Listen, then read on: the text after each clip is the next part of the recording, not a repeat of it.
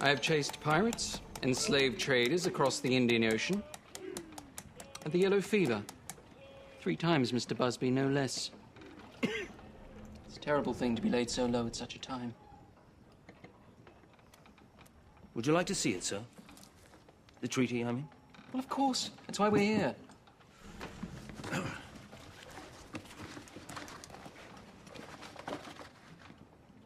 Perhaps you might,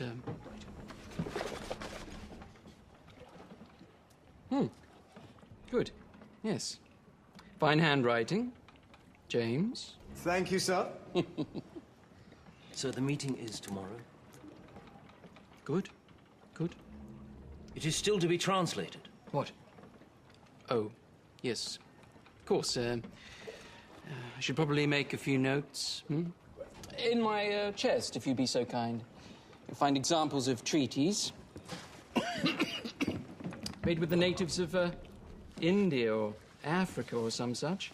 Perhaps we should compare and contrast. But, sir, surely the conditions here are markedly different. Well, yes. Still, no harm in being thorough.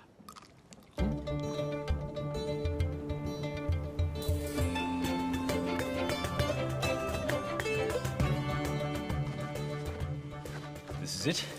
Needs to be translated by 10 a.m. tomorrow. Oh, earlier, the governor will need to cite it first. Is he familiar with the language? Not a word. I see.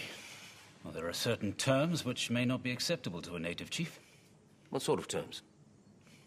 Sovereignty? It is a cornerstone of the treaty. It is asking them to cede their mana. And what is that? Their power, their right to rule, from their ancestors, but also actions. The governor agreed it was a very fine treaty. Then there is no problem.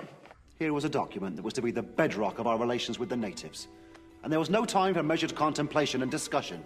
Ea ke aki ana mata kia ino ia te kia tau I ngō tātou taonga. Ana ia ku kai, te kai o aku tūpuna.